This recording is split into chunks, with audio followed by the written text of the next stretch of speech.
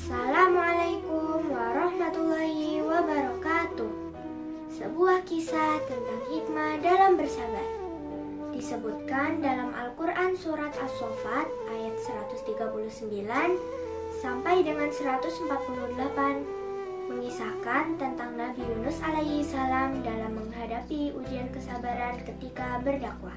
Beliau ditugaskan oleh Allah Subhanahu wa Ta'ala untuk berdakwah di daerah yang dikenal dengan nama Ninawa, suatu daerah yang saat ini berada di Irak. Zaman dahulu, Ninawa merupakan perkampungan yang padat penduduk dan wilayahnya cukup besar. Sebelum mengenal agama, penduduk Ninawa menyembah patung yang besar yang menyerupai bentuk singa. Kemudian didatangkanlah Nabi Yunus alaihi salam untuk mengajarkan ilmu agama di daerah tersebut. Setelah sekian lama berjuang menyebarkan dan memberikan pemahaman tentang ajaran kebenaran, tetapi penduduk Ninawa memilih untuk membangkang. Meski Nabi Yunus terus berupaya selama bertahun-tahun untuk mengingatkan kaumnya, hasilnya tetap sama. Penduduk Ninawa tidak mau mengikuti Nabi Yunus alaihi salam. Mengetahui sikap penduduk Ninawa yang keras kepala, Nabi Yunus berdoa kepada Allah Subhanahu wa Ta'ala untuk ditugaskan berdakwah di lokasi yang lain. Doa yang dipanjatkan Nabi Yunus tersebut ternyata tidak mendapat balasan seketika itu juga. Karena merasa lama menunggu wahyu dan jawaban dari doa yang dipanjatkan, Nabi Yunus memilih inisiatif diri dan tidak bersabar sehingga keluar meninggalkan Ninawa dan berniat berdakwah di tempat lain. Singkat cerita, Nabi Yunus saat itu meninggalkan perintah untuk berdakwah di Ninawa dengan menaiki sebuah kapal. Ketika kapal berlabuh, tidak berselang lama kemudian, kapal yang ditumpanginya dihantam ombak yang besar.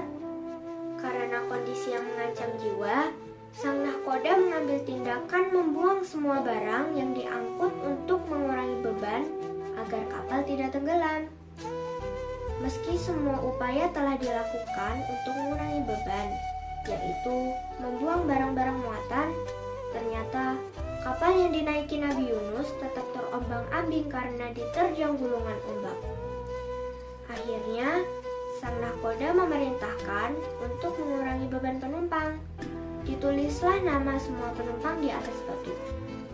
Tulisan yang ada di batu tersebut kemudian diacak. Siapapun nama yang terpilih, maka harus melompat dari atas kapal. Kebijakan inilah yang disepakati bersama. Undian pertama dilakukan. Saat itu, nama Nabi Yunus terpilih.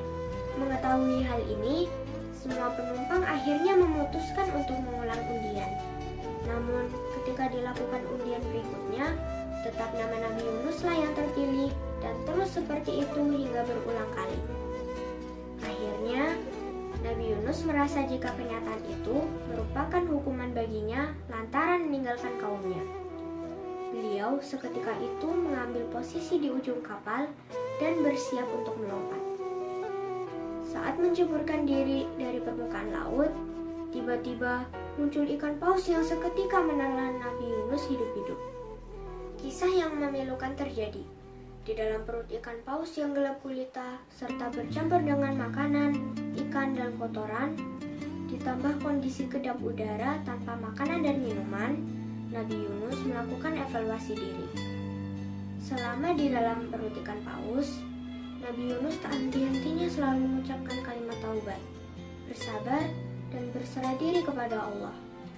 Setelah tepat 2 minggu, kalimat taubat mengantarkan Nabi Yunus kembali ke daratan. Ikan paus seketika itu memuntahkan Nabi Yunus dari dalam perutnya. Dengan kondisi pakaian yang compang-camping, Nabi Yunus bertekad untuk kembali berdakwah dan menemui kaumnya kembali. Baru saja berjalan beberapa langkah, Nabi Yunus menemukan pohon rindang yang dipenuhi oleh daun-daunan. Kemudian, daun itu dipetik dan dijadikan pakaian oleh Nabi Yunus. Perjalanan dilanjutkan. Baru beberapa langkah, Nabi Yunus kemudian menemukan sapi liar yang besar. Dari hewan ini, Nabi Yunus memerah susu dan meminumnya untuk menghapus rasa dahaga selama 2 minggu di dalam perut ikan paus. Selepas rasa kering tenggorokan hilang, Nabi Yunus kembali melanjutkan perjalanan. Dan baru beberapa langkah, Nabi Yunus mendapatkan kembali kenikmatan dengan menemukan pohon labu yang buahnya sudah matang. Karena sudah lama tidak memasukkan makanan, maka Nabi Yunus seketika itu memetik buah labu dan memakan secukupnya. Kemudian, Nabi Yunus melanjutkan perjalanan sampai akhirnya tiba ke perkampungan Ninawa. Setibanya di sana, seluruh patung singa yang selama ini disembah oleh kaumnya sudah rata dengan tanah. Sampai akhirnya, Nabi Yunus mengetahui bahwa robohnya patung singa tersebut karena diterjang badai semasa Nabi Yunus masih berada di dalam perut ikan paus.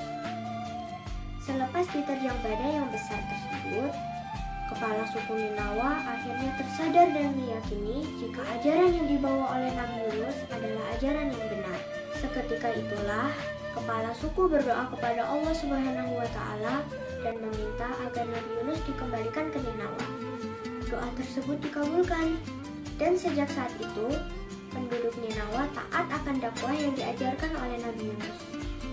Kisah tentang Nabi Yunus tersebut memberikan pelajaran kepada kita semua agar senantiasa bersabar terhadap segala cobaan yang menimpa kita. Contohnya, saat ini, ketika kita semua mendapatkan cobaan dengan didatangkannya virus corona di tengah-tengah kita. Kita semua harus tetap bersabar dan tetap mengharap kepada Allah agar kita semua mendapatkan perlindungannya. Serta cobaan ini segera berakhir. Selain itu, kita juga harus tetap bersabar, berikhtiar, menjaga kesehatan diri kita agar terhindar dari tertularnya virus corona. Demikian kisah ini kami sampaikan. Semoga menjadi tauladan bagi kita semua. Wassalamualaikum warahmatullahi wabarakatuh.